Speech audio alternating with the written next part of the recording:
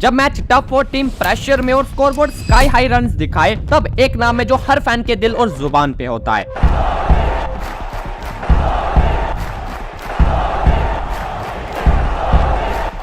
विराट ने अपने कैरियर में ऐसे रन चेजेस करके इंडिया को जीत दिलाई है, जहां दूसरी टीम्स बस ये सोचते रह गई कि हमसे गलती कहां हो गई। चाहे श्रीलंका के सामने नॉट आउट 133 बनाकर दुनिया के सबसे खतरनाक बॉलर को धोना हो, या फिर वर्ल्ड कप के सेमीफाइनल में साउथ अफ्रीका के खिलाफ वो क्लासिनो और ऑस्ट्रेलिया के खिलाफ नॉट आउट 82 की इनिंग्स तो आज भी हर फैंस को गूज बम्स देती है। और आज के इस वीडियो में हम उन्हीं ग्रेट रन चेजेस की बात करेंगे, जब किंग कोहली ने इम्पॉसिबल को पॉसिबल कर दिखाया और वो बन गए the chase master. So let's start the video number 9 और शुरुआत करेंगे उस मैच से जिसने विराट कोहली को दुनिया के सामने as a chess master introduce किया था। बात है 2012 की, इंडिया और श्रीलंका के बीच सीबी सीरीज का मैच खेला जा रहा था और इंडिया को इस सीरीज में जिंदा रहने के लिए इस मैच में श्रीलंका को एक बड़े मार्जिन से हराना था। टॉस जीतकर इंडिया ने श्रीलंका को बैटिंग का ऑफर दिया, पर कुछ देर बाद इंडिया का यही फैसला उन्हीं पे भारी पड़ता दिखाई देने लगा, क्योंकि तिलक रत्न ने दिलशान के नॉट आउट 160 रन और कुमार संगकारा की 105 रनों की इंपैक्टफुल पारी ने श्रीलंकन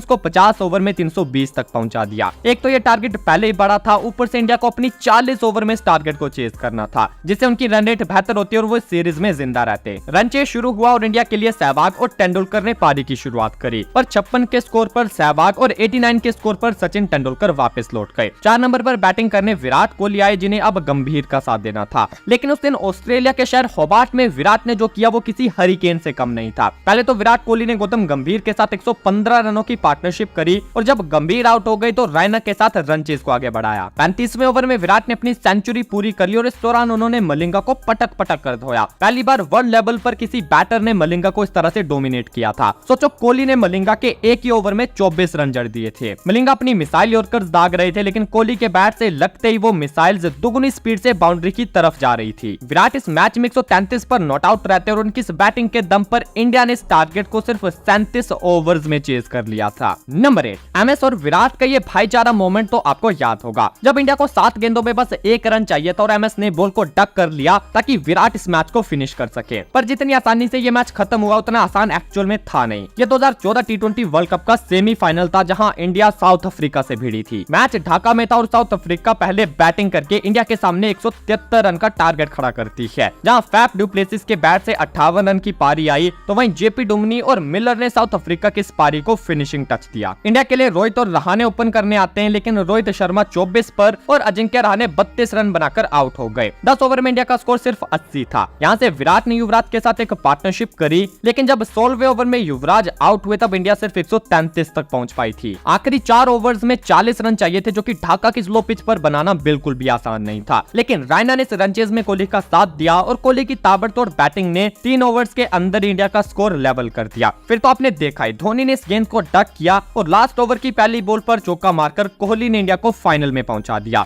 इस पारी में कोहली ने 44 गेंदें खेलकर 72 रन बनाए थे, जिसमें 5 चौके और 2 छक्के भी शामिल थे। नंबर 7, जब टीम का स्कोर 49 पर 3 हो जाए और ऑस्ट्रेलिया जैसी टीम के सामने रन चेज करना हो, तब बैटिंग टीम हमेशा अपने आप को बैकफुट पर समझेगी। लेकिन वहीं अगर विराट कोहली खड़े हो जाएं तो ऑस्ट्रेलिया का घमंड भी टूट जाता है, जो कि आप उनकी इस वाली पारी में देखोगे। यह मैच 2016 के टी20 वर्ल्ड कप में खेला गया था। छोटी छोटी पार्टनरशिप से ऑस्ट्रेलिया ने अपना स्कोर 161 तक पहुंचा दिया और बाकी जिम्मेदारी उनके बॉलर्स पर थी। इस रन चेज में इंडिया की शुरुआत खराब रहती है और 49 के स्कोर पर 3 खिलाड़ी आउट हो जाते हैं, जिसमें शामिल थे रोहित शर्मा, शिखर धवन और रैना जैसे मैच विनर्स। लेकिन यहाँ कोहली ने एक एंड पकड़ लिया और दिखाया कि वो अकेले पूरे मैच को बदल सकते हैं। ऑस्ट्रेलिया ने भले ही इंडिया पर शुरुआत में प्रेशर डाला, लेकिन जब विराट आए तो उन्होंने ऑस्ट्रेलियन बॉलर्स को प्रेशर में ला दिया। स्टिल आखिरी की 18 गेंदों में 39 रन चाहिए थे और यहाँ कोहली ने फॉकनर के एक ओवर में 2 चौके और 1 छक्का मारकर 19 रन जड़ दिए। अगली ओवर कुल्टर 9 लेकर आते हैं, जिसमें कोहली ने अपना विराट रूप दिखाते हुए 4 चौके जड़ दिए। मैच लास्ट ओवर तक पहुंच गया, लेकिन पहली ही गेंद पर कोहली ने इस चौके के साथ उसे खत्म भी कर दिया। इस पारी में कोहली के बैट से 51 गेंदों में नॉट आउट 82 रन आए थे,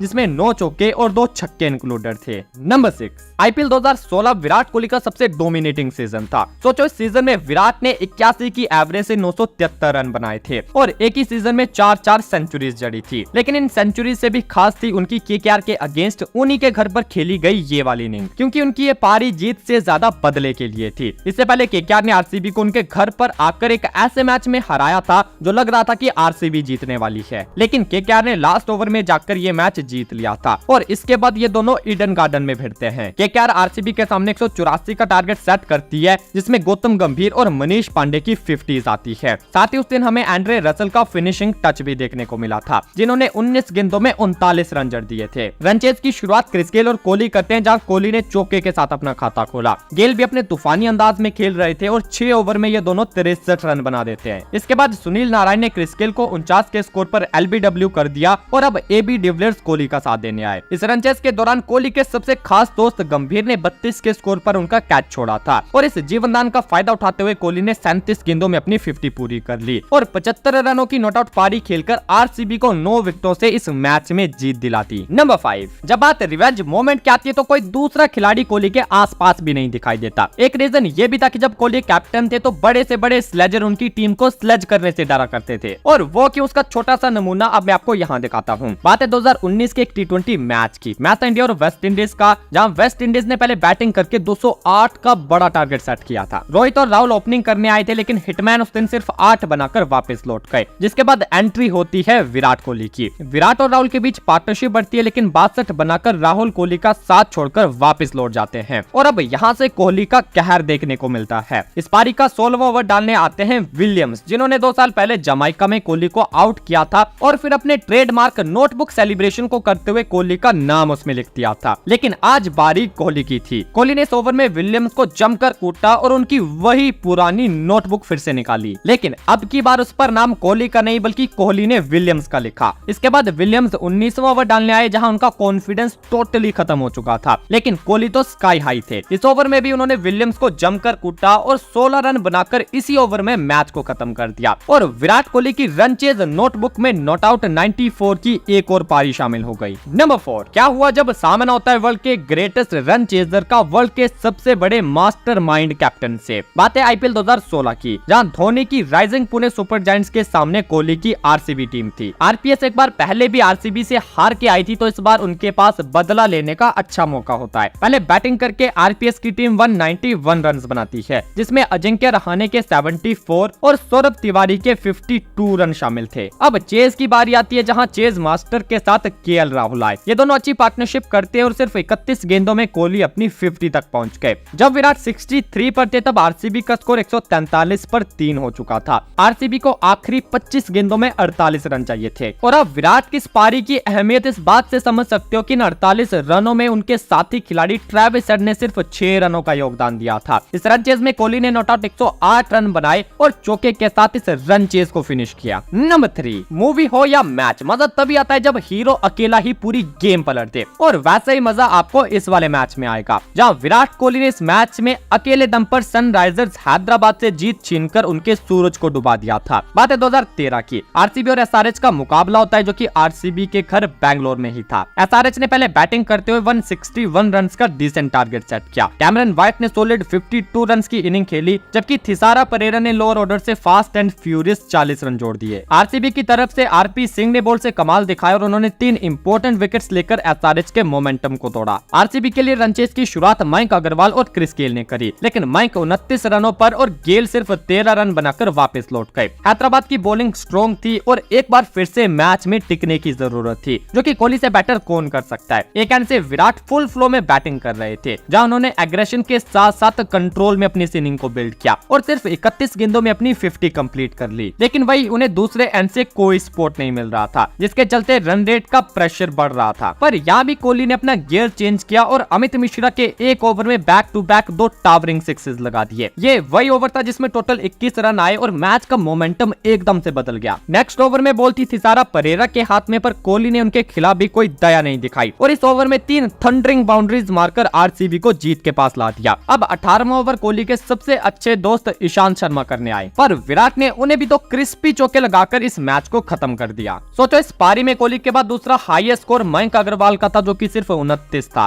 कोहली ने अकेले 93 रन बनाए और एक बार फिर से सबको दिखाया कि चेज कैसे किया जाता है। नंबर 2, अक्सर बर्थडे पर कोई दूसरा हमें गिफ्ट देता है, लेकिन इस दिन विराट ने खुद के बर्थडे पर अपने साथ साथ पूरे इंडिया को को गिफ्ट दिया था। सेंचुरियन में इंडिया और साउथ अफ्रीका के बीच ओडीआई सीरीज का छठा मैच खेला गया, जिसमें साउथ अफ्रीका की टीम इंडिया के सामने 50 ओवर में 205 रन का एक डिसेंट सा टारगेट सेट करती है। शार्दुल ठाकुर ने इस मैच में 4 विकेट्स और बुमराह और यूजी 2-2 विकेट्स अपने नाम करते हैं। चेस करने के लिए रोहित शर्मा और शिखर धवन की जोड़ी आई, पर उस दिन रोहित जल्दी आउट हो गए। रोहित के बाद धवन का साथ देने के लिए कोहली ने एंट्री ली, लेकिन 18 रन बनाकर धवन भी वापस लौट गए, जिसके बाद अजिंक्य रहाणे क्रीज पर आए। रहाणे बस एक एंड पर टिके थे और कोहली ने इस रन चेज को लीड किया। इस चौके के साथ अपनी 47th ओडीआई 50 पूरी की और 204 के एक छोटे से टारगेट को चेस करते हुए भी सेंचुरी जड़ दी। इस रन चेज में कोहली ने अकेले 129 रन बना दिए और यहाँ भी दूसरा हाईएस्ट स्कोर सिर्फ 34 था, जो कि रहाणे ने बनाए थे। नंबर 1, आई नो कि विराट की जितनी भी पारियां देख के हमारा मन नहीं भरता, इसलिए अगर आप कमेंट में किंग कोहली लिखोगे तो हम जल्दी से इसका पार्ट 2 लेकर आएंगे। और अब बात करेंगे ऐसे रेयर मोमेंट की जो कि सच में 1 in a trillion था। अब तक आपने कोहली को बैट से जलवा दिखाते देखा, लेकिन इस मैच में कोहली ने अपनी गेंद से कुछ ऐसा कर दिखाया जो कि आज तक किसी बॉलर ने नहीं किया। अब वो क्या था वो जानने के लिए तो आपको ये वाली वीडियो देखनी होगी, और जो लोग हमारा फेस रिवील देखना चाहते हैं वो हमारे इस वाले चैनल को सब्सक्राइब कर सकते हैं।